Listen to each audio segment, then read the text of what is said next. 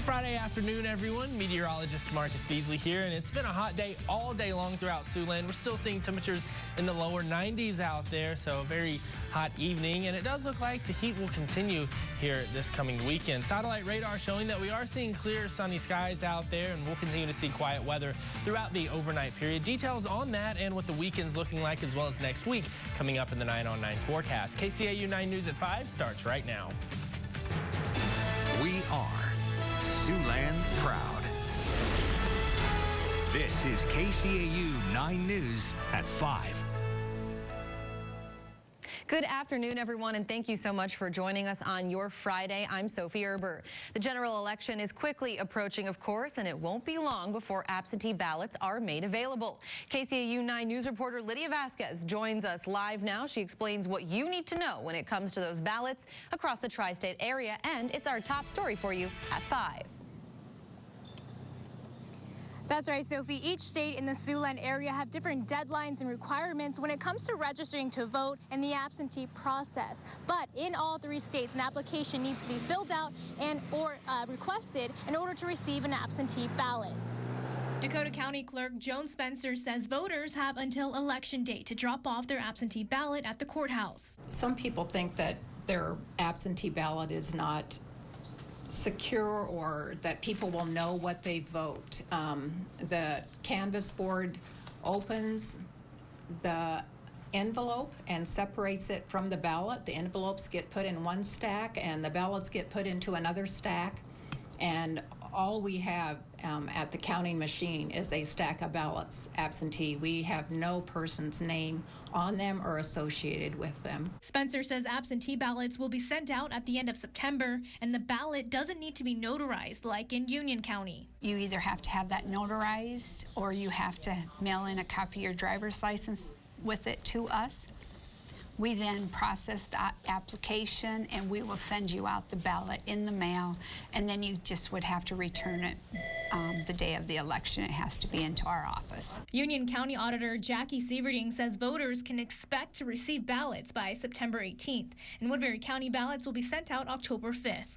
On the day before the election, on Monday, we can start actually opening those out, opening them up. The absentee board, made up of Democrats and Republicans, they verify that it's a legitimate ballot that they've received. They look for the signature, and then they open them up and they give them to the counter. And we have a high-speed counter down there that we count all those ballots. Woodbury County Commissioner of Elections Pat Gill says absentee ballots request forms have to be in Woodbury County Courthouse by October 31st. Both Dakota County and Woodbury County say voters who may have reservations about mailing in their ballots can utilize their drop-off box. Union County Auditor says they are looking into getting a drop-off box as well. Reporting live in Dakota County, Lydia Vasquez, KCAU 9 News. All right, thanks so much, Lydia. Meanwhile, today, President Trump weighing in again on the possibility of a record number of mail-in votes this election season. The president claiming that results from the election could be delayed because of this process, and that he only wants fair elections. But I think this is a very disgraceful situation. I really don't think that you're going to know anything on the evening, anything meaningful or anything real on the evening of November 3rd. I don't think you're going to know anything. You're not going to know what happened. The president going on to claim that if results are delayed too long, House Speaker Nancy Pelosi could be sworn in as president. And we are just days away from the start of the Republican National Convention. Our Washington correspondent Kelly Meyer tonight caught up with some of the convention team, putting those finishing touches on the plans. We think it's going to be very engaging and entertaining. RNC spokeswoman Liz Harrington says next week's convention will be uplifting, although much of it is still under wraps. We're going to have surprises between 10 and 11 p.m. every single night. Harrington did tell us the president will be nominated in a live roll call in Charlotte, North Carolina. 336 will be there in person. They do have the health protocols in place. Everyone's been tested before they got on a plane and went to Charlotte. Harrington says to expect President Trump to be involved every night leading up to his speech at the White House. I predict it's going to be one of the greatest speeches he's ever given. Harrington says it will be similar to his State of the Union speech and his Mount Rushmore address for the 4th of July. There will be some sort of fireworks, figuratively and literally. The RNC follows this week's Democratic National Convention, which one Democratic lawmaker I spoke to says is a tough act to follow. This was the best convention of all time. North Carolina Democrat G.K. Butterfield says the Republicans have their work cut out for them. I'm confident that the Democratic message will be far superior from the Republican message that we will hear next week. Counselor to the president, Kellyanne Conway, called the Democrats' convention a missed opportunity. The two most popular words at the Democratic convention were not Joe Biden or economic revival, they were Donald Trump. The Republican convention gavels in Monday in Charlotte. Reporting in Washington, I'm Kelly Meyer. Time now to turn our attention to the weather this evening. Meteorologist Marcus Beasley standing by. And Marcus, what a warm start to our weekend. And I hear it's only getting hotter. That's right, Sophie. I think the word of the day is just hot, because that's what it feels like outside when you step out there. And we are going to continue to see the heat as we head into the weekend. It does look like temperatures out there reaching up into the lower 90s today. High of 93 in Sioux City, Wayne, and Yankton. 88 in Orange City. 91 for your high in Cherokee. 90 in Storm Lake, Carroll, and Denison today. So pretty much everyone getting up into the 90s. Forecast lows tonight, they'll drop down into the upper 60s. 67 in Norfolk, Wayne, Sioux City, and Lamar's. 66 tonight in Orange City, as well as Cherokee, Storm Lake, and Spencer. 69 in Yankton tonight. So it does look like a comfortable night for the most part. We might see a stray shower or two, but I'm not expecting too much there. This weekend looking like it is going to be even hotter. Sophie? All right, we'll check back soon. Thanks, Marcus. And looking now at coronavirus numbers for Woodbury County, Siouxland District Health listing 378 active cases countywide. The report also has 15 people currently hospitalized due to COVID-19. In Nebraska, Dakota County officials reporting a single new case of the virus. The county reports a total of 1,935 cases.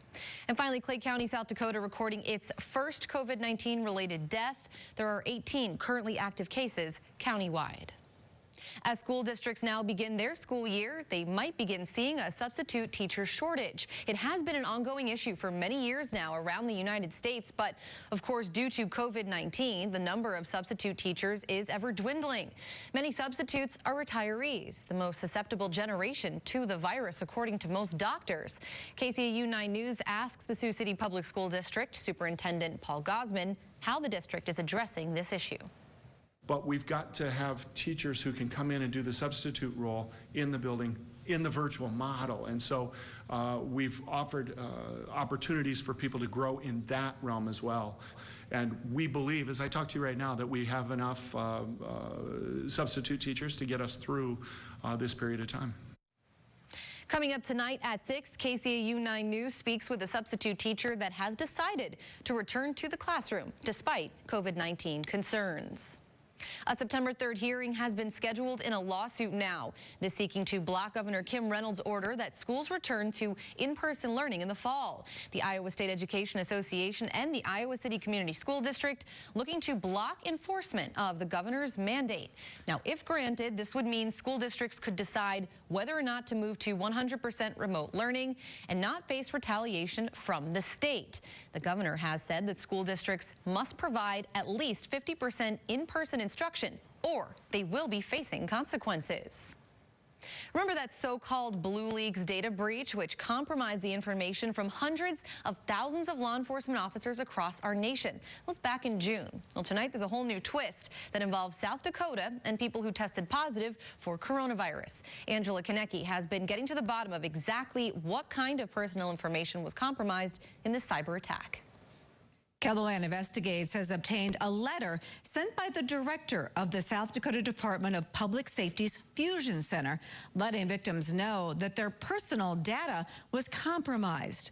The center used the Texas web design and hosting company known as NetCentral, which maintains a number of state law enforcement data sharing portals. Fusion Center Director Paul Niedringhaus says in his letter to potential victims of the breach that law enforcement officers could call a dispatcher to verify if a particular individual was positive for coronavirus. Niedringhaus wrote in the letter that NetCentral added labels to the file, which would allow a third party to identify someone's COVID-19 medical status. The South Dakota Fusion Center blames NetCentral for a security failure that would allow unauthorized people to access names, addresses, birth date, and COVID-19 status. The center says the list does not include financial information, social security numbers, or passwords. The Fusion Center says it was NetCentral's responsibility to inform the victims of the data breach, but it has not confirmed it will do so, which is why the Fusion Center is now letting them know. Niedringhouse's letter refers victims to the South Dakota Attorney General's information on identity theft. NetCentral says it's working with the appropriate law enforcement authorities regarding the breach and is fully cooperating with the ongoing investigation. The head of the U.S. Postal Service on the Senate floor answering questions about how the organization is preparing for the upcoming election now. We have the latest on that hearing coming up in about 8 minutes. And in weather, hot and sunny weekend is ahead. It looks like highs in the 90s will continue. And unfortunately, that dry pattern will continue as well. Details on all of that after the break. You're watching KCAU 9 News with Sophie Erber and meteorologist Marcus Beasley. This is KCAU 9 News at 5. Thanks for sticking with us. Hopefully you're watching from somewhere cool because outside, as you mentioned earlier in the newscast, Marcus, the word of the day, just hot. Yeah, that's definitely the word of the day. If you're in a swimming pool, that's a great place, or maybe eating some ice cream. But other than that, I don't really think it's a good day to be outside.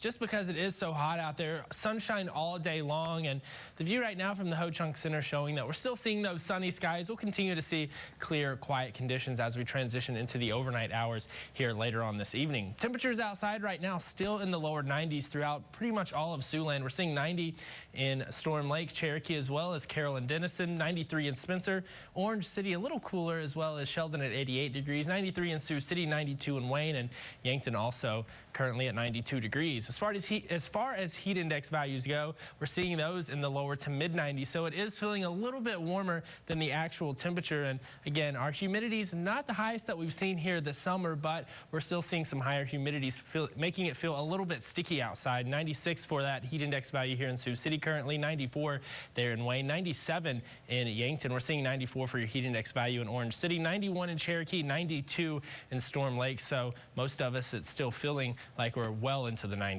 94 Monday, Tuesday, and Wednesday, 96 degrees.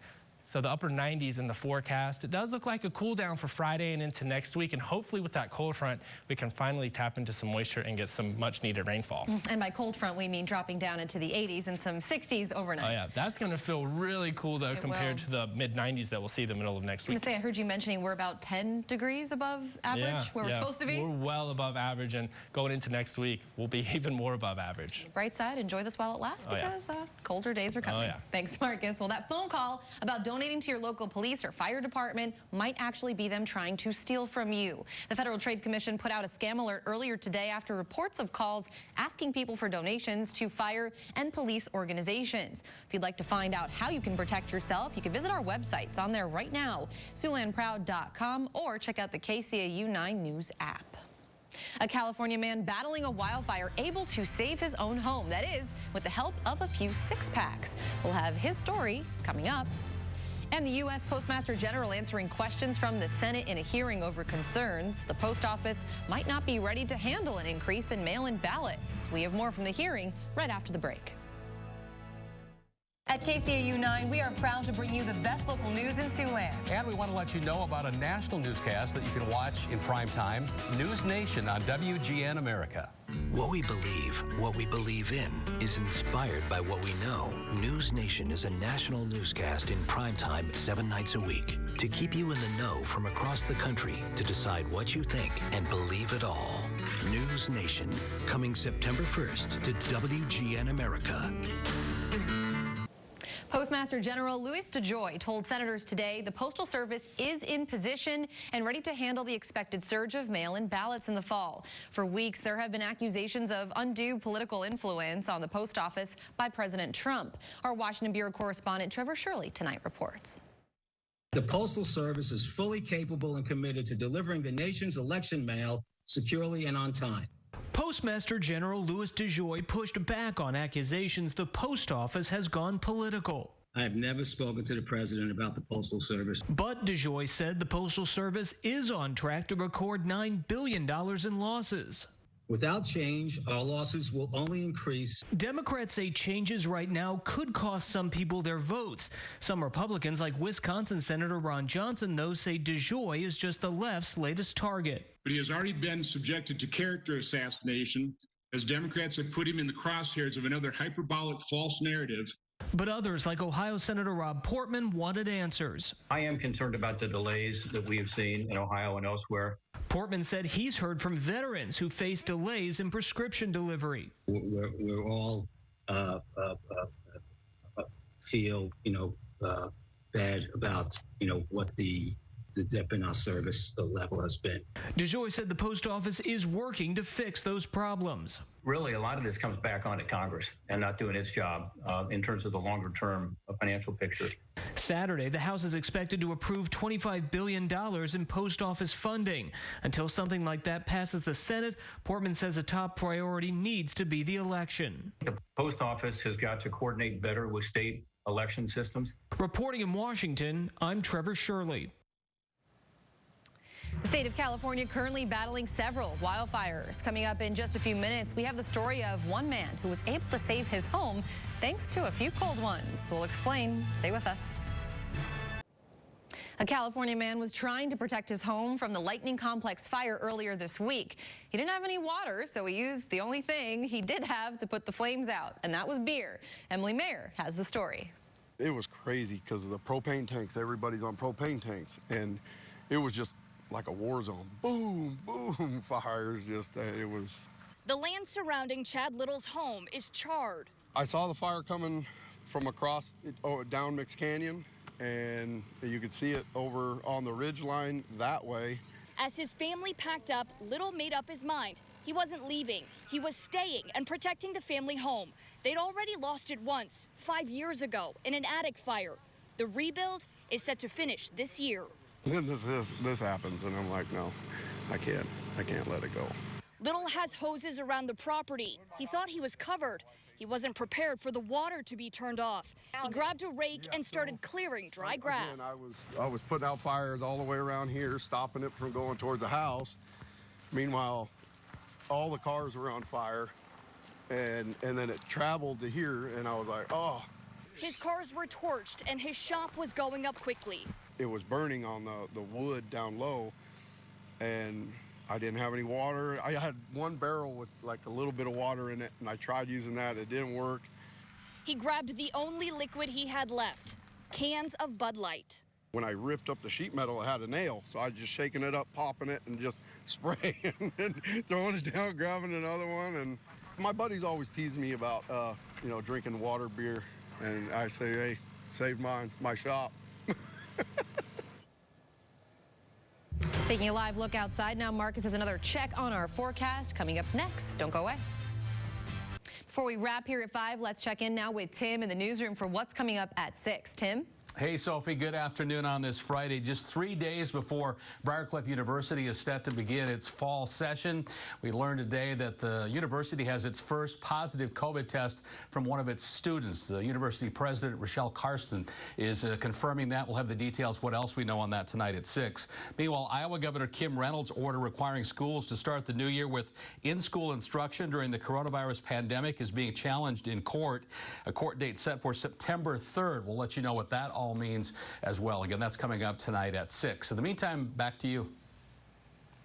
All right, thanks so much, Tim. And as advertised, a warm weekend in store for all of us in Siouxland. Yeah, before we get into the weekend, we do have a comfortable night with temperatures in the mid to upper 60s. We might see a stray storm or two. I wouldn't count on seeing rain at your house, but you might hear a few rumbles of thunder if you're lucky tonight when it comes to that rain, because we do need it. Tomorrow, though, looking hot and sunny with temperatures in the lower 90s.